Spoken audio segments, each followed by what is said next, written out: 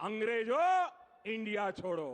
हर booth पर कमल खिला करके रहेंगे।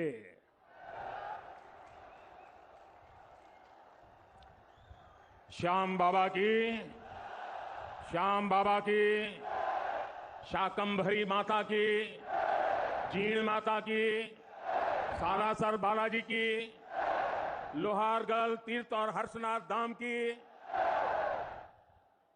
वीरों की धरती शेखावटी को मेरा शत शत प्रणाम। यहां के बारे में कहा जाता है, बोली जानी मीठी मिश्री, बोली जानी मीठी मिश्री, गमी सुहावई माटी, धर्माना विद्वाना की या महापुरुषा की थाती, गम अनमोल रतन निपजावे, गन अनमोल रतन निपजावे, वाह भाई शेखावटी। यहां आने पर आध्यात्मिक अनुभूति भी मिलती है और दिव्य आशीर्वाद भी मिलता है। शेखावटी की धरती शिक्षा संत स्वामी केशवानंद जी की जन्मभूमि है।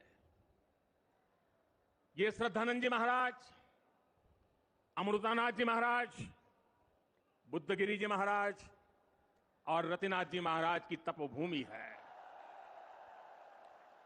इसी धरती ने हमें भैरव सिंह शेखावत, जगदीप प्रसाद माथुर, मदनलाल देसाई जैसे नेता दिए। इसी शेखावटी से निकले जगदीप धनखड़ जी आज देश के उपराष्ट्रपति है। इसलिए आज जब मैं सीकर आया हूं तो मेरे मन में एक अलग उमंग है, उत्साह है, ऊर्जा है। आप इतनी बड़ी संख्या में हमें आशीर्वाद देने आए हैं। जहां जहां मेरी नजर पहुंचती है लोग ही लोग हैं। वहां पीछे तो बिल्डिंग के ऊपर भी लोग दिखते हैं। ये जन सैलाब बता रहा है कि आने वाले चुनाव में ऊंट किस करवट बैठेगा। अब राजस्थान की करवट भी बदलेगी और मेरी गारंटी है राजस्थान की किस्मत भी बदलेगी।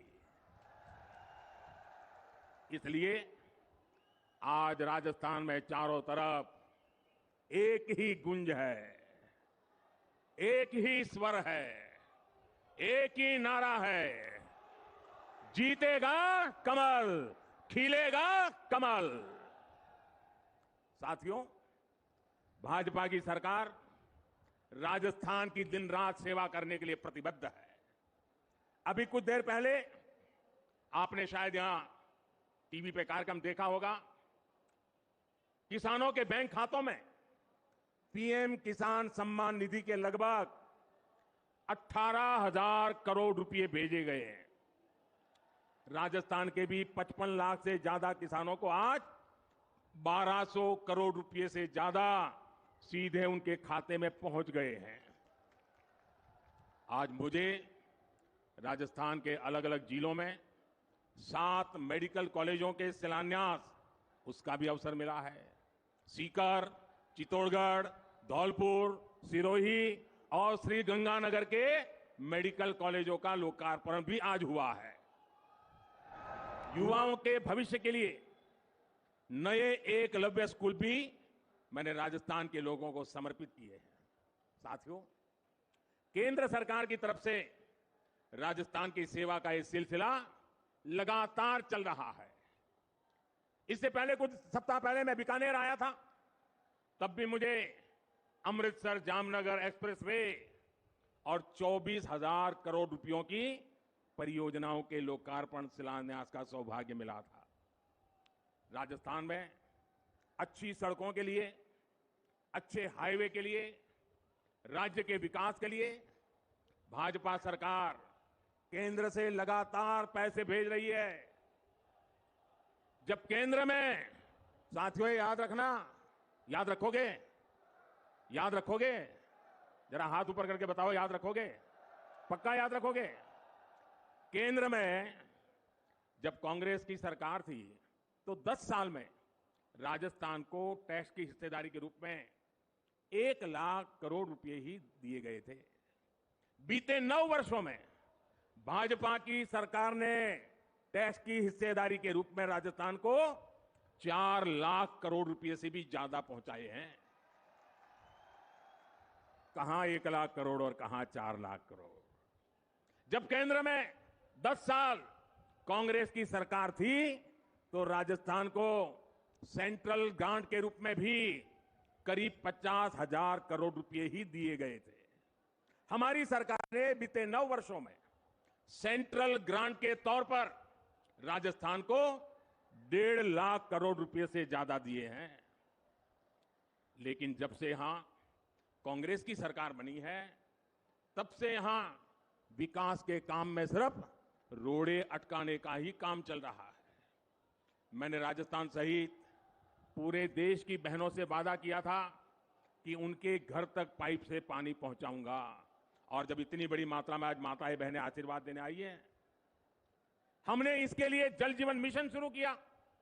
आज देश भर में, आंकड़ा सुनिए दोस्तों, आज देश भर में 9 करोड़ से अधिक नए परिवारों तक पानी के कनेक्शन पहुंच चुके हैं। अनेक राज्यों में 100% नल से जल देने का काम पूरा हो गया है। लेकिन राजस्थान के लोगों को कांग्रेस की सरकार पानी के लिए भी तरसा कर रखना चाहती है।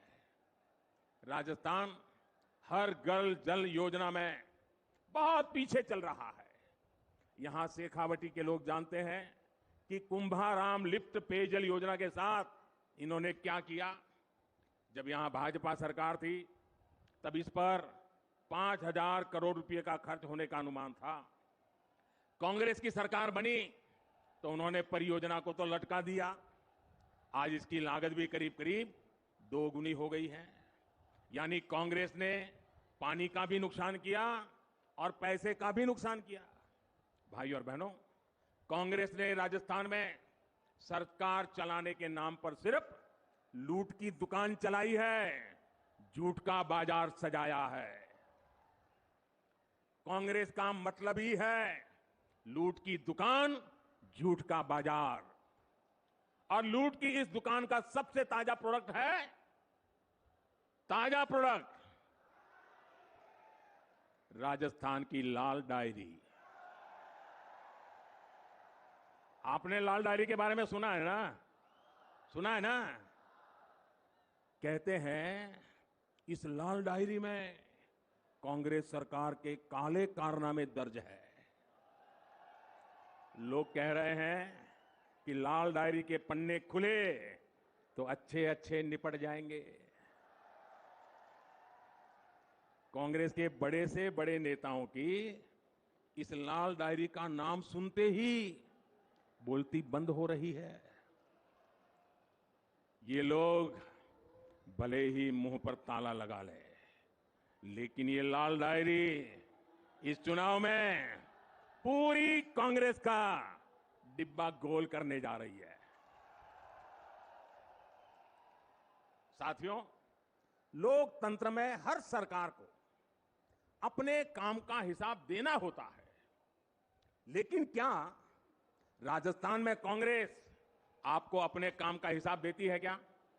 जरा जोर से बताइए ना, ये अपने काम का हिसाब देती है क्या? जो 4 साल सिर्फ सोएगा वो अपने काम का हिसाब कैसे देगा? इन लोगों ने सरकार का हर दिन आपसी खींचतान में, वर्चस्व की लड़ाई में बर्बाद किया है। साथियों, आज केंद्र की भाजपा सरकार आपके सुख दुख की साथी बनकर आपके जीवन से मुश्किलें कम करने के लिए काम कर रही है। देश के करोड़ों लोगों को पक्का घर बनाकर लखपति बनाने की गारंटी दी गई है। साथियों, ये पक्का घर बनाकर लखपति बनाने की गारंटी किसने दी है? ये गारंटी किसने दी है? ये गारंटी को किसने पूरा किया है? भाजपा सरकार ने। देश के करोड़ों गरीबों को मुफ्त राशन की गारंटी किसने दी? किसने दी? किसने दी? भाजपा सरकार ने दी। कोरोना के काल में करोड़ों गरीबों को मुफ्त वैक्सीन की गारंटी किसने दी? किसने दी? भाजपा सरकार ने दी। देश के करोड़ों गरीबों को अस्पताल में 5 लाख तक के मुफ्त इलाज की गारंटी किसने दी? किसने दी? जन औषधि केंद्र में गरीबों को सस्ती दवाइयों की गारंटी किसने दी? किसने दी? गरीब का बच्चा भी डॉक्टर इंजीनियर बन सके, अंग्रेजी ना आने की वजह से पीछे न रह जाए, इसके लिए मातृभाषा में पढ़ाई की गारंटी किसने दी? पूरी ताकत से बोलिए, किसने दी? किसने दी? गरीब के कल्याण के लिए दिल्ली में बैठा आपका ये सेवक पूरे समर्पित भाव से काम कर रहा है। भाई और बहनों, हमारे सीकर की पहचान तो शिक्षा नगरी के रूप में भी होती है। यहां के गांव ढाणी डॉक्टर इंजीनियर बनाते आए हैं। केंद्र की भाजपा सरकार युवाओं को शिक्षा और रोजगार के नए अवसर देने में जुटी है। लेकिन राजस्थान में क्या हो रहा है? राजस्थान में युवाओं के भविष्य से खिलवाड़ हो रहा है। पेपर लीक उद्योग चल रहा है, पेपर लीक उद्योग। राजस्थान के युवा काबिल है, समर्थ है, लेकिन यहां की सरकार उनके भविष्य को बर्बाद कर रही है। यहां सत्ताधारी दल के लोगों पर ही पेपर लीक माफिया होने का आरोप लग रहा है। लग रहा है ना? लग रहा है ना? राजस्थान के युवाओं को पेपर लीक माफिया से बचाने के लिए क्या करना पड़ेगा? कांग्रेस को हटाना ही होगा। क्या करना होगा? भाइयों बहनों, राज्य सरकारों की एक और सबसे बड़ी जिम्मेदारी होती है नागरिकों की सुरक्षा की, कानून व्यवस्था की। लेकिन कांग्रेस सरकार ये भी नहीं कर पा रही। आए दिन गैंग वॉर की खबरों ने राजस्थान जैसे शांति प्रिय प्रदेश को, उसकी साख को बिगाड़ दिया है। राजस्थान में दलितों पर अत्याचार चरम पर है।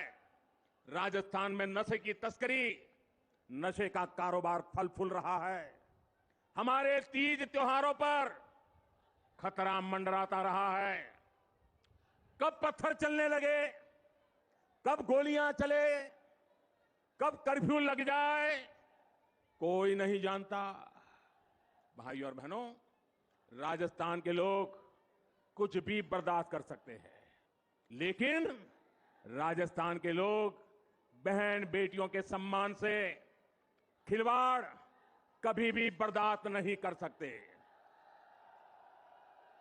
मां पद्मावती और पन्ना धाई की इस धरती की बेटियों के साथ जो हो रहा है वो आक्रोश से भर देता है।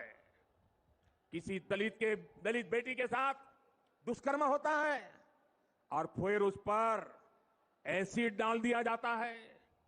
किसी दलित बहन के साथ उसके पति के सामने गैंगरेप होता है, आरोपी उसका वीडियो बनाते हैं, पुलिस में रिपोर्ट नहीं लिखी जाती, बेखौफ आरोपी वीडियो वायरल कर देते हैं।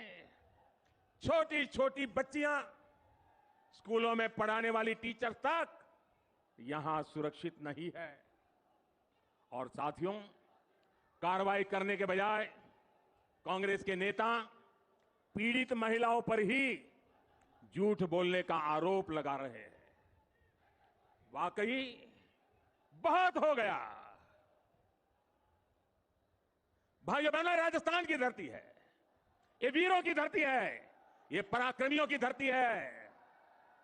ये याचना करने वाले लोग नहीं है, ये हुंकार करने वाले लोग हैं। और इसलिए इस बार चारों ओर एक ही हुंकार है, एक ही नारा है, हर राजस्थानी का एक ही संकल्प है, बहन बेटियों पर अत्याचार नहीं सहेगा राजस्थान। बहन बेटियों पर अत्याचार, बहन बेटियों पर अत्याचार बहन बेटियों पर अत्याचार, दलित पर अत्याचार, दलित पर अत्याचार, कर्ज से मरता किसान, कर्ज से मरता किसान, अपराध बेलगाम नहीं सहेगा, अपराध बेलगाम नहीं सहेगा राजस्थान। पेपर लीक से युवा परेशान, नहीं सहेगा राजस्थान। भ्रष्टाचार नहीं सहेगा राजस्थान। साथियों, कांग्रेस आज देश की सबसे बड़ी दिशा विहीन पार्टी बनकर रह गई है। इन दिनों कांग्रेस और उसके सहयोगी दलों ने एक नया पैंतरा चला है। ये पैंतरा है नाम बदलने का। पहले के जमाने में राजस्थान के लोग व्यापारियों की दुनिया बराबर जानते हैं। पहले के जमाने में कोई पीढ़ी, कोई कंपनी अगर बदनाम हो जाए, उसके फ्रॉड करने वाली कंपनी का चिट्ठा निकल जाए, तो तुरंत वो कंपनी वाले नया बोर्ड लगा करके अपना कारोबार शुरू कर करके लोगों को भ्रमित करने का काम करते हैं और नाम बदल करके लोगों को मूर्ख बना करके अपना धंधा पानी चलाने की कोशिश करते हैं।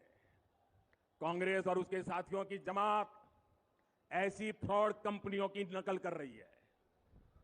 यूपीए के कुकर्म लोगों को याद ना आए, इसलिए इन्होंने अपना नाम यूपीए से बदलकर INDIA कर दिया और इतना लंबा कर दिया कि लोग भूल जाएं। यूपीए के नाम बदला है ताकि ये आतंकवाद के सामने घुटने टेकने का अपना पाप छिपा सके। इन्होंने नाम बदला है ताकि ये कर्ज माफी के नाम पर किसानों से विश्वासघात को छिपा सके। यूपीए नाम बदला है ताकि ये गरीबों के साथ किए गए छल कपट को छिपा सके। और मैं आज राजस्थान की धरती से देश के लोगों को एक और बात बताना चाहता हूं। इनका तरीका वही है जो हमेशा देश के दुश्मनों ने अपनाया है। पहले भी ये तो INDIA के नाम से आए हैं, लेकिन पहले इंडिया के नाम के पीछे अपने पाप को छुपाने का प्रयास किया गया है। इंडिया नाम तो ईस्ट इंडिया कंपनी में भी था। ईस्ट इंडिया कंपनी में भी इंडिया था कि नहीं था? लेकिन इंडिया नाम अपनी भारत भक्ति दिखाने के लिए नहीं, बल्कि भारत को लूटने के इरादे से लगाया गया था। आपको याद होगा कि कांग्रेस के शासनकाल में सिमी यानी student Islamic movement of India बना था। नाम में इंडिया था, लेकिन मिशन इंडिया को आतंकी हमलों से बर्बाद करने का था। जब इसके कुकर्म सामने आए तो सिमी पे बैन किया गया और ये बैन हुआ तो फिर नया नाम लेकर आए। उन्होंने भी नाम बदला, PFI। सिमी बन गया PFI यानी पॉपुलर फ्रंट ऑफ इंडिया। नाम नया, नाम में फिर इंडिया, लेकिन काम वही पुराना। साथियों, INDIA के नाम के लेवल से ये अपने पुराने कारनामों को छुपाना चाहते हैं। यूपीए के कारनामों को छुपाना चाहता है। अगर इनको वाकई इंडिया की परवाह होती तो क्या विदेश में जाकर के विदेशियों से भारत में दखल देने के लिए बात करते क्या? अगर उन्हें इंडिया की चिंता होती तो क्या ये सर्जिकल स्ट्राइक और एयर स्ट्राइक पर सवाल उठाते क्या? इनको इंडिया की चिंता होती तो क्या ये गलवान में भारत की सेना के शौर्य को कटघरे में रखते क्या? साथियों, ये वही चेहरे हैं जो आतंकी हमला होने पर दुनिया के आगे रोते थे, कुछ नहीं करते थे। इन्हें देश के सुरक्षा बलों के सामर्थ्य पर भरोसा नहीं है। ये वही चेहरे हैं जिन्होंने हमारे सैनिकों का हक मारा है। दशकों तक हमारे सैनिक 1 रैंक 1 पेंशन मांगते रहे, लेकिन इन्होंने नहीं दिया। जो लोग टुकड़े टुकड़े गैंग को गले लगाते हैं, जो लोग भारत में भाषा के आधार पर बंटवारा करते हैं, जो लोग विदेशों से संबंध भी इस आधार पर बनाते हैं कि उनका वोट बैंक नाराज ना हो जाए, जिनके लिए राष्ट्रहित नहीं बल्कि वोट बैंक सर्वोपरि है। वे लोग आज जब INDIA की बात करते हैं तो दिखावा लगता है, छलावा लगता है, झूठ लगता है। भाई और बहनों, इन लोगों में अहंकार कूट कूट कर भरा हुआ है। एक बार इन्होंने नारा दिया था, Indira is India, India is Indira, और तब देश की जनता ने उनका हिसाब चुकता कर दिया था, चुन चुन करके साफ कर दिया था, उखाड़ फेंका था उन लोगों को। अहंकार से भरे हुए इन लोगों ने फिर वही पाप दोहराया है। ये सुधरने को तैयार नहीं है। ये लोग कह रहे हैं UPA is India, India is UPA. इनका जनता पर फिर से एक बार वही हाल करेगी जो पहले किया था। साथियों, हम जानते हैं कि आजादी का आंदोलन जब पूरी प्रखरता पर था तो महात्मा गांधी ने एक नारा दिया था। यह नारा देश के लोगों की प्रेरणा बन गया था और आजादी के आंदोलन में इस नारे ने ऊर्जा भर दी थी। नौजवान स्कूल कॉलेज में अपनी किताबें छोड़ करके महात्मा गांधी के आदेश पर आजादी के लिए चल पड़े थे, जेलें भर दी थी, अंग्रेजों की गोलियां कम पड़ गई थी। वो दिन थे और तब महात्मा गांधी ने जो नारा दिया था, आज फिर से देश के कल्याण के लिए, देश के उज्जवल भविष्य के लिए उस नारे की फिर से जरूरत है। दोस्तों, इस नारे को फिर से गांव गांव घर घर पहुंचाने की जरूरत है। वो क्या नारा था? महात्मा गांधी ने नारा दिया था, क्विट इंडिया, अंग्रेजों इंडिया छोड़ो, अंग्रेजों इंडिया छोड़ो। और अंग्रेजों को देश छोड़कर जाना पड़ा था। वैसे ही आज हम समृद्ध भारत बनाने का संकल्प लेकर चले हैं। जैसे गांधी जी ने क्विट इंडिया का मंत्र दिया था, वैसे ही आज का मंत्र है भ्रष्टाचार क्विट इंडिया, भ्रष्टाचार छोड़ो इंडिया, परिवारवाद क्विट इंडिया, परिवारवाद छोड़ो इंडिया, तुष्टीकरण क्विट इंडिया, तुष्टीकरण छोड़ो इंडिया। क्विट इंडिया ही देश को बचाएगा और देश को विकसित भारत बनाएगा। भाइयों और बहनों, राजस्थान के लिए भी भाजपा का रोड मैप स्पष्ट है, नीति साफ है। आने वाले 5 साल में जब भारत दुनिया की तीसरी बड़ी इकोनॉमी होगा तो उसमें राजस्थान की बहुत बड़ी हिस्सेदारी होगी। भाजपा सरकार बनते ही यहां भ्रष्टाचारियों पर, अपराधियों पर कड़ी कार्रवाई की जाएगी। भाजपा सरकार राजस्थान के नौजवानों की आकांक्षा को सम्मान देगी।